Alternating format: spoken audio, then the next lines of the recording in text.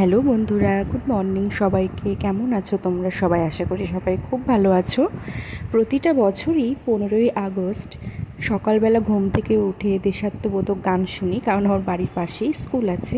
তো এইভাবেই কিন্তু আমার প্রতিটা বছর কাটে, আর ওই দিন খুবই ভালো লাগে।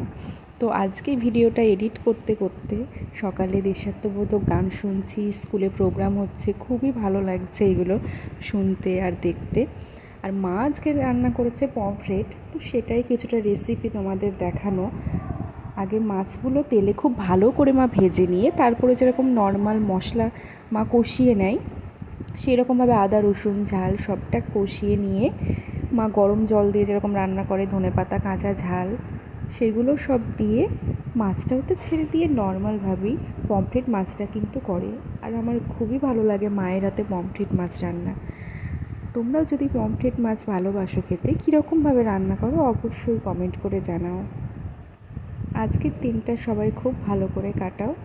আর তোমরা কে কীরকম পমফ্রেট মাছের রেসিপি করো অবশ্যই কমেন্ট করে জানাও। ততক্ষণ সবাই খুব ভালো থেকো, সবাইকে খুব ভালো রেখো।